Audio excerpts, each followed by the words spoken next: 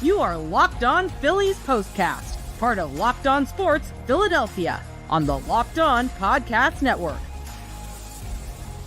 Your team every day. Just what makes that silly old ant think he can move a rubber tree plant? Everyone knows an ant can't move a rubber tree plant, but he's got, everybody, high hopes. He's got high hopes. He's got high apple pie in the sky hopes. I know this team's got blemishes, man, but I'm thrilled. I am absolutely thrilled that the Philadelphia Phillies finally clinched, finally wrapped it up. Now they can concentrate on that. Hopefully getting that number one seed still. They're a half game behind the idle Dodgers tonight. Didn't play. I am really just thrilled that this team finished it off tonight. In terms of just winning the NL East. I know it might seem like not a lot to some people, because of the way the Braves season went, unfortunately, with injuries after injury, after injury, after injury, and all that stuff. But, man, this team set a goal for themselves that it wasn't going to be good enough to just be a wild card team. Like something I heard a million years ago, and I think it's so true. When it comes to being a team that surprises people, that doesn't mean that you're that good. Like, if you are able to ride that to a championship, good for you. But being the best means everybody knows you're the best. Everybody has a target. They put a target on your back. You're not sneaking up on anybody. You're not just the team that got hot at the right time to clinch a wild card spot and barely make it into the playoffs, and then you surprise some teams. No, being the best means everybody knows you're supposed to be the best, and they're going to bring their A game against you. The Mets just brought their A game against you for 4 games, really 3, but 4. In total, losing that series to them, unfortunately.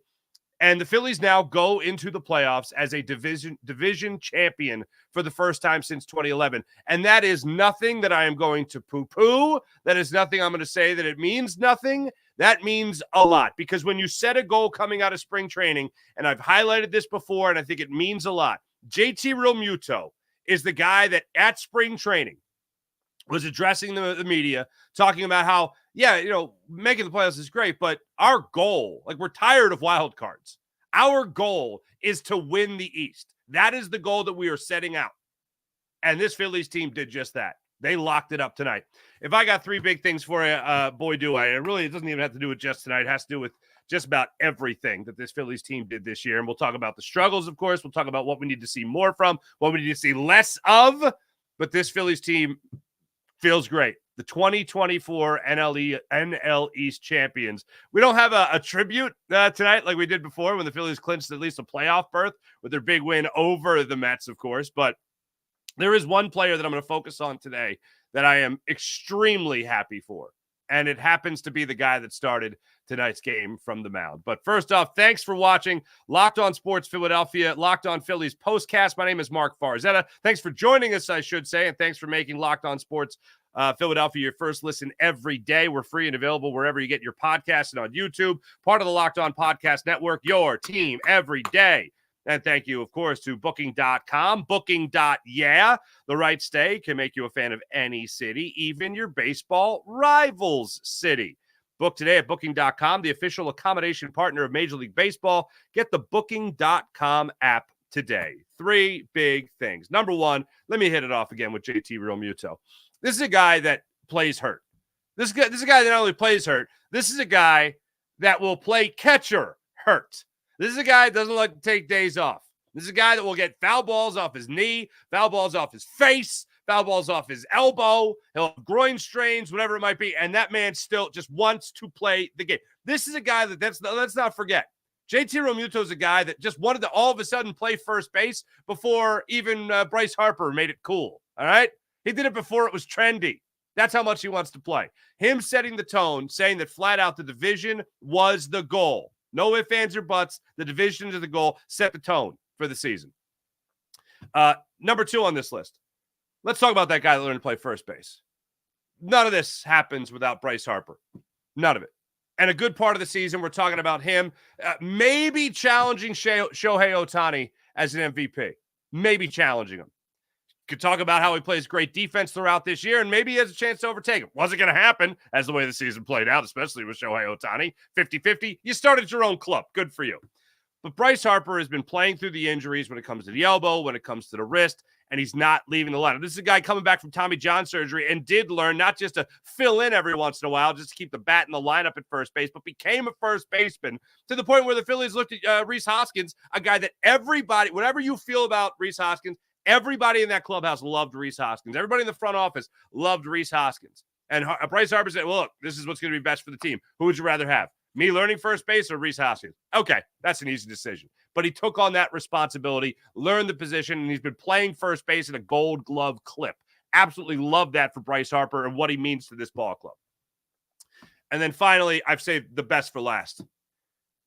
Aaron Nola tonight. I was thinking about him and how great it would be if he was the guy that picked up the win in what was the Phillies' first clinching of the NL East in 13 years. You know who was teammates with Aaron Nola? I know most of you know that Aaron Nola was teammates with Cole Hamels. Hell, he pitched the day after Cole Hamels threw his no-no against the Cubs. Chase Utley was teammates with Aaron Nola. Ryan Howard was teammate. Carlos Ruiz. These are all teammates of Aaron Nola. The last time that you clinched an NL East, those guys were playing for this team in 2011. The last time you got 93 wins as a Phillies team, the last time that happened was on their way to 102 wins, a franchise record in 2011. Aaron Nola is the guy that sealed that deal tonight. I can't think of anything that's more serendipitous than that. How about that? And Aaron Nola, just to talk about it in terms of clinching games tonight, I don't know if you guys saw this stat earlier in the evening from Phillies Notes. This is associated with the Philadelphia Phillies. Since 2022, Aaron Nola has started 7 games that the Phillies could either A, clinch a postseason berth, B, clinch a postseason series, or C, clinch a division title like tonight. And Nola has posted a 1.62 ERA. That's 8 earned runs over 44 and a third innings pitched with 46 strikeouts and just 7 walks in those 7 games. Not too shabby. How about that for Aaron Nola tonight? Talk about a guy that over the last the last week of the season, I mean, he pitched a great game out there against the Brewers. Wasn't meant to be. Rhys Hoskins got the better of him. He hung one knuckle curveball that he didn't want to throw to him, but finally had to do it at the 7th pitch of the at-bat, and it wound up 400 feet over the wall, whatever it was. That was the only time. That was the only time that was concerning. That was the only time that was really scary, unfortunately. But he went out there and he did his job in that game, and the offense, unfortunately, couldn't get anything going in that game. Then he goes out against the Cubs tonight, and he absolutely handles his business. After this team needed a pick-me-up after dropping 3 of 4 on the road to the Mets, Aaron Nola answered the call. And look, we all know about the ups and downs of Aaron Nola. We know about the struggles. But again, this is what's so incredible about him. And I talked about this before the year because I was trying to set the table for the type of year he could have. And I hate this phrase, but there is evidence with Aaron Nola. He was due for a sub-4 ERA season. And I know that's not some great ERA that sub-4, man, that's great. No, I mean, you should be better than that, obviously. But Aaron Nola will have those blow-up innings, 4th, 5th inning. Tonight, he had a 5-pitch 5th inning. That's not supposed to happen. He's got an ERA, a run higher than any other inning in the 5th inning. He had a 5-pitch 5th inning. There was one deep fly ball that Yohan Ross tracked down, but it was just a fly ball to center field. So what if it was a couple of feet short of a home run? But Aaron Nola, I said this before the season. Here you go. 2020 ERA in the 3s. 2021 4s. 2022 3s. 2023 4s. 2024 3s. Right there is exactly what I'm talking about. He was due for a sub-4 ERA. To see him go out there tonight and just do his thing. And there was a particular instance. I have the sequence here. He went up against Cody Bellinger in tonight's game, and there are certain times where you watch Aaron Nola and you know he's got that 2-seamer, sinker, if you will, just buzzing, just absolutely buzzing. And in the 6th inning, he ends up racking up a 22-pitch inning. But he strikes out Vasquez there on a knuckle curve, his bread and butter, Tauchman comes up there, gets a single to right field. He strikes out Bush, looking at a 3-2 sinker, an absolutely nasty sinker. The run on that pitch, one of the things the ESPN crew couldn't stop doing in last night's game against the Mets for Zach Wheeler was measuring the run on his sinker or his two-seamer. The run was like 12, 13, 14 inches, whatever it was. If that's what it was last night watching Zach Wheeler, the run on the sinker by Aaron Nola tonight had to be about a foot and a half. About a foot and a half is probably what it was tonight. It was unbelievable, the run that he had on that sink tonight. And he did it against Bush on a 3-2 pitch, just absolutely struck. I mean, Bush just went, I don't know what to do with that. There's nothing I can do with that. Then he gets Bellinger up after Suzuki comes up with a double to left field. You have second and third. You have 2 outs. He still hasn't allowed a run, Aaron Nola. Now we're in the 6th inning. Bellinger's up there with a runner on second and third, 2 outs. Bellinger gets a sinker inside, looks at it, and is like, okay, that's a good pitch. Gets a second one. That was a strike. Looks at that one as well. Has a problem. Looks at Randazzo behind the plate and goes, come on, that's not a strike. Randazzo's like, that's totally a strike, dude. And it was totally a strike. Then the third pitch, JT sets up on the outside. Well, you're looking at me. Sets up on the outside. And then bang, comes inside, and there is another sinker coming in. This one was not a strike, but to hell with it. That's why I don't argue balls and strikes, Bellinger. You're a vet. You should know this. And Randazzo rings him up. And I will say, although it didn't come back enough to be a strike, the hell with that. The bar had already been set. 3 sinkers, 3 great runs on all of them. And Bellinger goes down without taking the bat off his shoulder.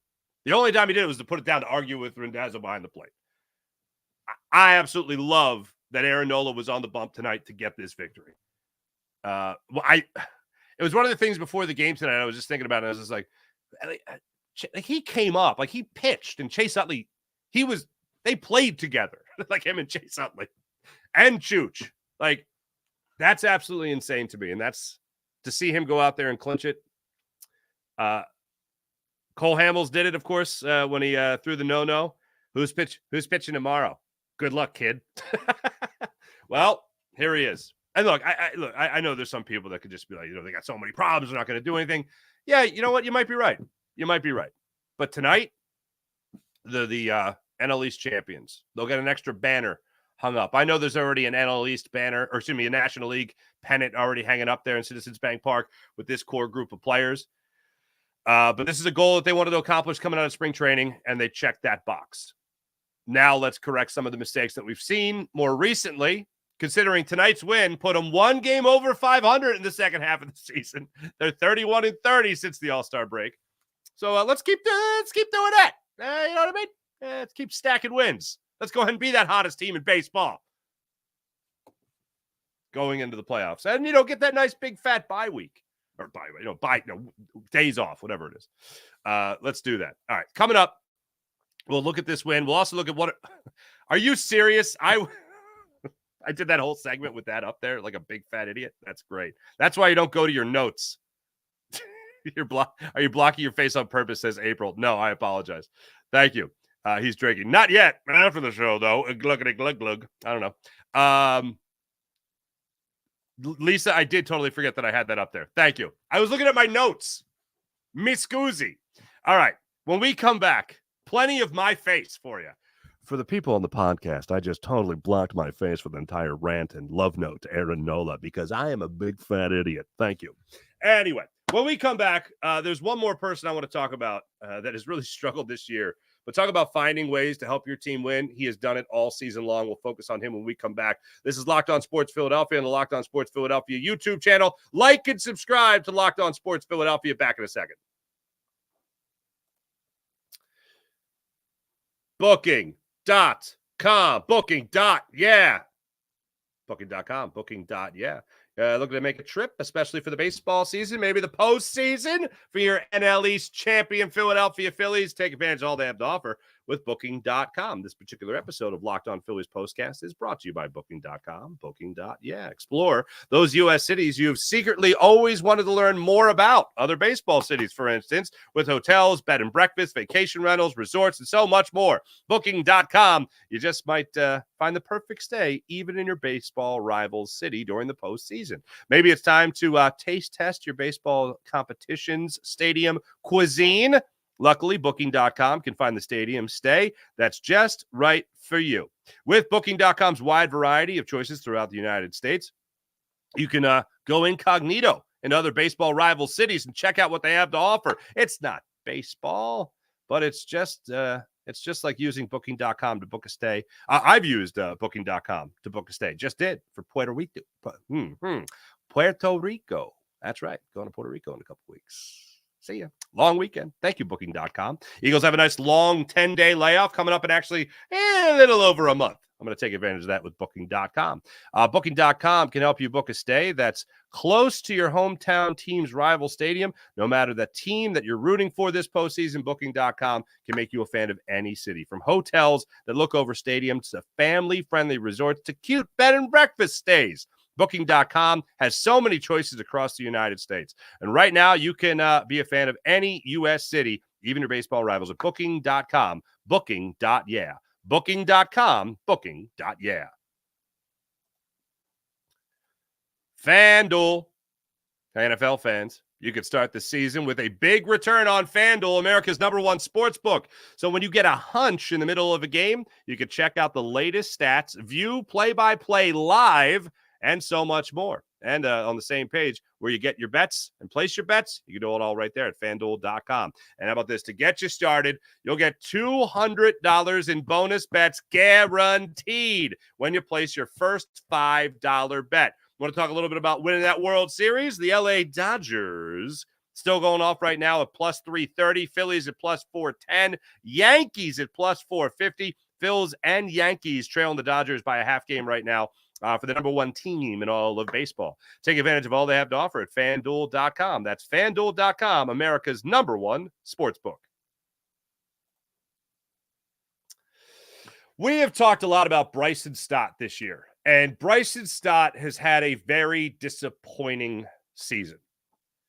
242 is what he's hitting on the year. You got 5 games left.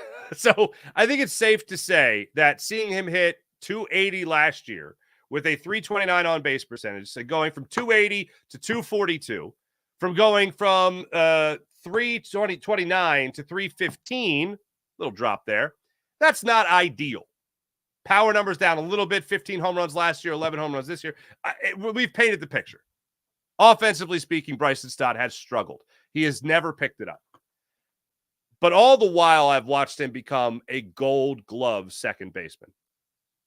And that is nothing to shake a stick at. That is something that this young man has worked extremely hard on. And we've given a lot of credit to Alec Boehm on this show for the job he's done defensively. There's a little issue tonight, but all in all, we all know ever since the I bleeping hate this place game, he has been a far better third baseman, a very good third baseman.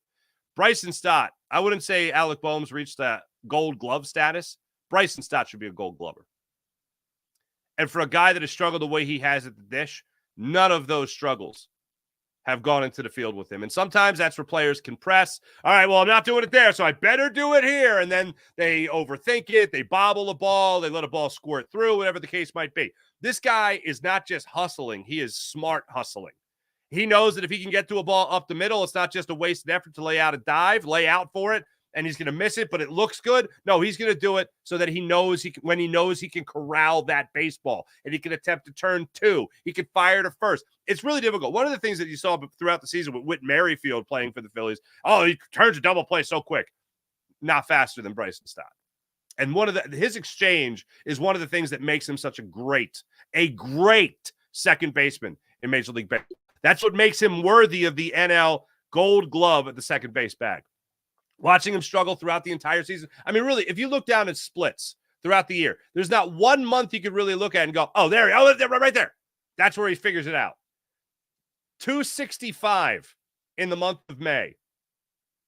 That ain't it.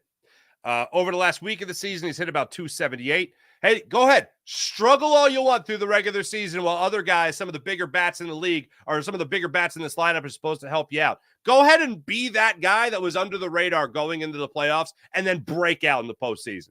That's what I'm going to cross my fingers for when it comes to Bryson Stot. How long we have waited all season for him to break out offensively, we've never really seen it. But maybe in the playoffs, that's where it comes around. That's Paulie Pom-Poms. That's being optimistic about what he can bring to the table from an offensive standpoint. So let's see that from him. Somebody else I want to focus on this Phillies roster. I believe leadership matters. And I don't think, and this was great in-depth stuff in Game 4 against the Mets when they actually had the in-game interview with him with the designated hitter, which I think is brilliant. But Kyle Schwarber. I talked about last night how you almost have this second hitting coach in Kyle Schwarber. If he's breaking down ABs while he's in between at bats, while he's the DH, that's only going to help your hitters. Because it's one thing to hear it from your hitting coach. It might be another thing to hear it from Rob Thompson every once in a while. But to hear it from another guy who's literally going through the same either struggle you're going through or the same battle you're going through or the grind, at least, that you're going through throughout a 162-game season, and he's fighting through injuries off and on throughout the season as well, the wear and tear of 162 games and all that, even as just the DH, well, that really helps a hitter. And there's instances of guys – while they've had a little bit more availability. I remember Chase Utley, the Dominic Brown tear. Didn't have him on your bingo card, did you? The Dominic Brown tear that he went on almost coincided with Chase Utley's IL stint. I think it was for or DL stint at the time, for a strained oblique. And he was helping Dominic Brown through that process. Those guys can help. Hearing it from another fellow player can help. And Chase Utley, let's not forget this. What a great leader he was, led by example, very smart player, we all know. But then you also think about it like this. You have guys that sometimes when you hear it from the same voice over and over again, it wears thin. But when you have a guy like Kyle Schwarber telling you, that's where it really settles in. That's where it really sinks in. And you think about Dave Dombrowski 2 years ago saying that when he traded for Darren Dalton to come in 1997 to the Florida Marlins, the then Florida Marlins. He said when he walked through that clubhouse, there was nobody that was more respected. Think about that. How packed was that clubhouse? Devin White, Bobby Bonilla, Gary Sheffield, all those guys on that team. Oh, man, I'm blanking on the pitcher. Wasn't Larry Brown. Well, I'm blanking on it. Anyway, looking at those guys, all the veterans on that team, and Darren Dalton was the guy that had the heaviest voice. Kyle Schwarber is that to this clubhouse. And listening to him break down his own at-bats, other guys' at-bats last night, what he tries to do to help these guys out. Look, I'm a believer in leadership. I know some people might look at it as high school hairy stuff, but when stuff hits the fan, you need somebody to say something. I look at a guy like Kyle Schwarber. Or stuff hits the fan, and you need somebody to just stay the course and trust in himself and the rest of the clubhouse. That, to me, is Kyle Schwarber. So looking at those two guys, opposite ends of the spectrum when you talk about offensive seasons, we can talk about Kyle Schwarber maybe not even getting to 40 home runs this year. What a bum. But then you also talk about Kyle Schwarber going out there and raising his batting average from last year to this year the way he has, getting on base the way we know he can, still hitting the long ball. I mean, it's still, 37 home runs now? Huh? Maybe. 3 home runs ain't unprecedented over the last 5 games of the season. Let's see it. Hopefully he gets a break. I will say I do hope he gets a break at some point. But 2 guys I wanted to make sure I highlighted. One for leadership, not just for hitting bombs, and the other for not being able to hit the bombs, not being able to hit well this season, but still being able to contribute defensively as well. One guy, and we praised him last night, and it's unfortunate, but I can't finish this part of the show without mentioning Zach Wheeler. I mean, you're talking about a guy that's going to be the runner-up to the Cy Young Award this year in the National League, to Chris Sale. Nola, Wheeler signed big deals, big deal contracts, obviously, in this offseason. A lot of talk about it. They went in and they responded, especially Zach Wheeler with how he's dominated this year. 2 guys you hope bring it in the postseason. And right now I'm feeling pretty optimistic about what this team could do in the postseason. Go ahead and beat up on the Cubs, please. Go ahead and beat up on the Nationals. Get some minor league guys up here to do it as well, so these guys can have some breaks. Go out there and handle the business, Phils. When we come back, we're going to take a look at what you guys have to say about this Philadelphia Phillies victory and seal the deal in the NL East. Finally, the champagne did not go flat. Love to see it. Back in a second. This is Locked On Phillies Postcast. Your comments when we come back on the Locked On Sports Philadelphia YouTube channel. Prize Picks. Prize Picks is America's #1 daily fantasy sports app with over 5 million active members. Prize Picks is the easiest, most exciting way to play daily fantasy sports. And unlike other apps, Prize Picks, it's just you against the numbers. All you do is pick more or less on 2 to 6 player stat projections, and you let the winnings roll in. Prize Picks is the only real money daily fantasy platform with injury insurance policies. So let's say you got some players going to the football games tonight. They got injury insurance policies. So you set your lineup. Even if one of your players gets injured, if your player leaves in the first half and doesn't return, with Prize Picks, your picks are still live. Prize Picks puts their members first. So all withdrawals are fast, safe, and secure. When my picks hit, I get my money in as quick as 15 minutes. Luckily for me, I didn't have Bryce Harper going another over. I took more than one hit with Bryce Harper. I got more than one hit for Bryce Harper. He had 2 hits tonight. How about that? I also had more than 6 strikeouts with Nola. He had 7 strikeouts tonight.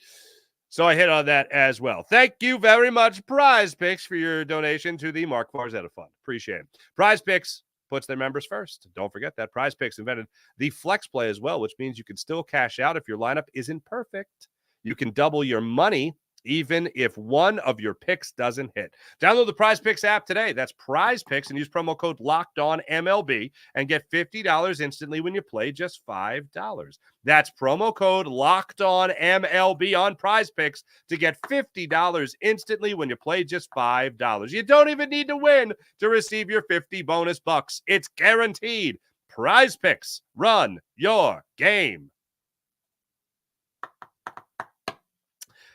Before we get to our chat check, I do want to say you're 93-64.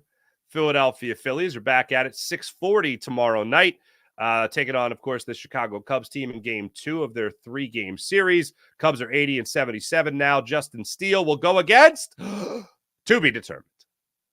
Undecided as of right now. We'll see who gets the go-ahead with the NL East already in the bag. Yeah, we'll see. I don't like a we'll see, but that's what we got. We got a we'll see. All right, let's get to the chat check and see how you wonderful people are doing on this clinching night. How about that? Morgan Lady, NL East champs. Next is the bye. Hell yeah. John Marinelli, we're back. Hey, guys, are the Phillies back?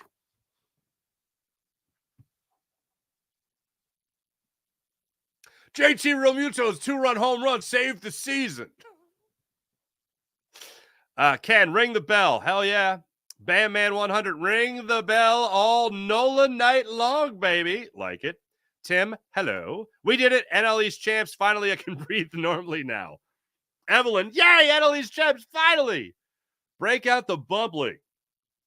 Evelyn, Nola, hello. Evelyn, Nola, outstanding tonight. IBH, hell yeah. Ray, April, ring the bell. Let's go. Happy birthday again, April. Is your birthday present from Aaron Nola. Evelyn with emojis, a whole lot of them. Brian, 13 years. Nola is the man. 13 years. John Kruk's Twitter feed, allegedly. I never thought I'd hear John Middleton curse on live. Did he drop something nasty? Did he say something? John Middleton might be my all-time favorite interview ever. I asked him about when he was in, it wasn't even about baseball. I mean, we talked about baseball, of course, but he gave me the best answer to anybody I talked to that was in Minneapolis for the Eagles Super Bowl. Anyone I asked about Philly special, he gave me the greatest answer. He basically did a full play-by-play of the play-by-play, and then almost in a Harry Callis, Vin Scully-esque manner, weaved in his emotions while giving me the perfect play-by-play. It was, I can't do it justice. I'm not even going to try to attempt what he was telling, what he was saying. It was just poetry. It was pure poetry. John, can you bench the bar now? I can always bench the bar. Christopher, if we get these 2 more games and wind up getting second place and getting the bye series, second place, huh? If we get these 2 more games and wind up getting second place and getting the bye series, I will be happy, especially knowing that we spanked the team all year who got first place. Okay, fair enough. Division champs, if they can get some consistent offense with their stellar pitching, they will go deep into the playoffs. Yeah. I noticed Rojas laid down 2 sack bunts tonight. That might be telling for what they could use him for in the postseason. Mark Saber, 1985, ring the bell. Absolutely. V8 power. Okay. Phillies final goal, win the World Series, go Phils. Brian, you make great sense. NL East was the first step. We are the best. They must bring their A game this October.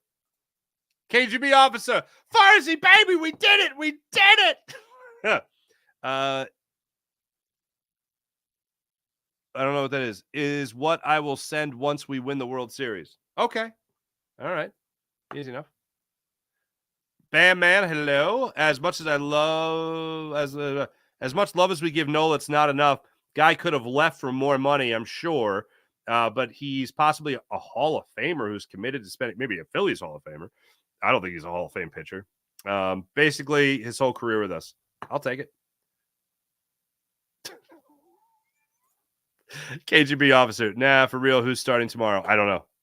Ty Dog? Please don't give me Taiwan. Don't give me Taiwan Walker after this. Don't you dare give me Taiwan Walker after this. Where were these Phillies bats yesterday? Well, they were playing a better team. This is now, okay. Evelyn, take the graphic down. Okay, this is the part in the show where I take the graphic down like an idiot. This is your technical advisor, Evelyn. Thank you. Jamie Slack, the hunt for Red October.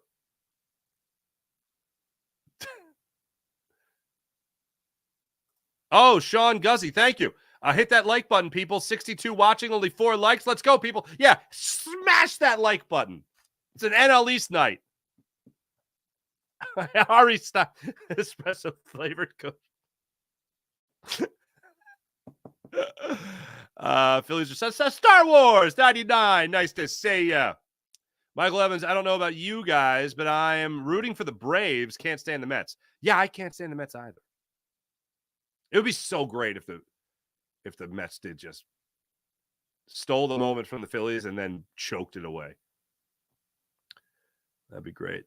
Greg Rice, finally. Damn, yeah, finally, yeah. Lisa Wicks, wow, 2011. I was in McDougal's celebrating with. Is that is that Northeast Philly? Where is that? Wow, 2011. I was in McDougal celebrating with a sports group I had just joined. Now I'm chatting with one of the members from the 3,000 from 3,000 miles away in Phoenix as I watch them.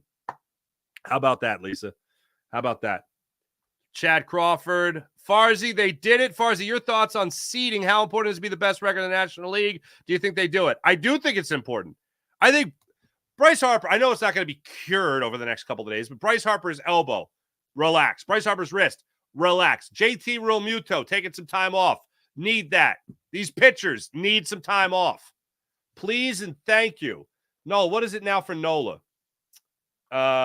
Tonight he got over 200 innings. Googly moogly. That's a lot of innings. All right. I definitely think he could use a couple of days off. Again, look, it's not going to be everything, but it could be something. And then, I look forward to the conversation about rest versus rust. What do you guys like? Rest versus rust. Do you like to be well rested, but chance of rusty, or do you like to be rusty while well rested? What do you like? Hate that question every single year because every single team handles it different. Buddy Christ, bless the Phillies. Mark Saber, thank you. Yeah, keep drumming that. Go Philly is the most serious? Okay. Wait, what? I was all the way at Red Rock Job Corps the last time my Phillies clinched the division. Okay, wow. That's something there, James Alexander. Turnbull, rehab assignments. Let's go. Oh, wait, Luke, you're right. We could activate my plan. This was my plan, but they got to get the number 1 seed first. And then Taiwan Walker just pitches like 3 games in a row, nonstop. That's what he does. Please and thank you. Thanks, everybody in the chat. You guys are wonderful, as per usual. Yeah, go ahead and hit like and subscribe on the Locked On Sports Philadelphia YouTube channel. That's like and subscribe on the Locked On Sports Philadelphia YouTube channel. I want to make sure I get 1 or 2 more things in here from my notes. I want to make sure I shout out JT Realmuto, who went after that pitch on that first pitch sinker. Here's where I was. All right, here's where I was at in a mental state in the first inning. 0-0 game. He just went through the first inning, leadoff walk for Aaron Nola, and then he shut it down the rest of the way. Good job. JT, great throw, catching Tauchman trying to steal second base. That was awesome in the first inning. Then in the bottom of the first, Schwarber gets the thrown out at second, trying to stretch a single into a double. Bellinger nailed him. Great play by him. Turner grounded out to first. Harper worked a walk on 4 pitches that were nowhere near Pearson, nowhere near the strike zone. Alec Bohm went up and hacked at the first pitch and grounded out to shortstop. You guys know me, you know what I'm about to say. Normally, I don't care about the first pitch stuff. You go in there, like Nick Castellanos is an aggressive hitter. That's what he does. So it's the first pitch. Bohm throughout the year, he's been a very aggressive hitter. Most of his swings come in the first, 1, 2, or third pitch of the first, second, or third pitch of the at-bat. But in that particular instance, this is what always drives me crazy. 4 pitches outside the zone, 3 of them wildly outside the zone. Alec Bohm goes up there looking to hack. It was going to be a bullpen game. You were going to see Killian pitch the majority of the game for the Cubs anyway. Why not just try to have him come in anyway, and then he's got to do one more up-down? Change the plans a little bit. Ended up being moot because in the bottom of the second inning, JT Realmuto hit that first pitch sinker, 421 feet to center field for a 2-run home run. 2-0 game. Kyle Schwarber bombed one to lead off the third inning on it was 0-2 pitch, worked it to 2-2, saw a changeup that stayed up in the zone, and he got it 412 feet to center field to make it a 3-0 game. Castellanos got an RBI single for a 4-0 game. Bethancourt tries to throw out Bryce Harper after Bryce Harper had a leadoff double off the end of the bat that caromed off the wall in foul territory. Roped it around the third base bag. Roped it around. End of the bat, literally. Then trying to pick him off a second base. They throw behind him. Bad throw goes into center field. You score your 5th run of the game on that throwing error by Bethancourt behind the plate. Harper scores on that. And then the Phillies score on a Kyle Schwarber double play ball with Brandon Marsh on third base. He comes home for the 6th and final run of the game. That's how it went down. Thanks for watching. Thanks for listening. You guys are fantastic as per usual. I really do hope that we get a win tomorrow as well and just keep on keeping on with this Phillies team. Keep the good vibes going. Once again, Phillies now 31-30 since the All-Star break. They have recovered almost fully, it feels like, since the 10-14 July that they had. And they came out and they won their first NL East championship since 2011. I have to do this. I'm just too nostalgic to not do this. And I want to make sure I give this to you guys. So I mentioned earlier that Aaron Nola's first start. Good God. Aaron Nola's first start, I believe he was caught by... He might have been caught by Carlos Ruiz. I think Chooch was still here. I know Cesar Hernandez was at second base. Utley didn't play in that game. July 1st, 2015. Leading off, playing center field for the Phillies, Odubel Herrera. Freddie Galvis was at short. Cesar Hernandez at second. Ryan Howard at first base. Cody Ashe, who some people still think is Japanese. He was in left field. Dominic Brown in right field. Andres Blanco, third base. Cameron Rupp was catching him behind the plate.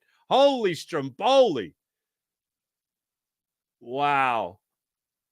That is incredible. To think back to those names right there. Jeez. I got to give you one more. I think we can do better than that. I'm going to fast forward here. August 7th. So this is his 4th big league start for Aaron Nola. Chase Utley leading off for then, I believe, Pete McCannon's Philadelphia Phillies. I think Brian Sandberg was already donezo. Odubel Herrera in center. Michael Franco at third. Bronco at third. Ryan Howard at first. Don Brown. Freddie Galvis. Cody Ashe. Cameron Rupp. Wow. What the hell, Chooch? Taking days off? Or maybe he was traded by then already. I don't know. But either way, just those are some names that Aaron Nola has played with. And then he just pitched the clincher for the NL East title. Thanks for watching. Thanks for listening. You guys are great. Hit like and subscribe to Locked On Sports Philadelphia YouTube channel. My name is Mark Farzetta. I'll be back with you guys tomorrow. Until then, let's go Phils. See you guys tomorrow. Bye.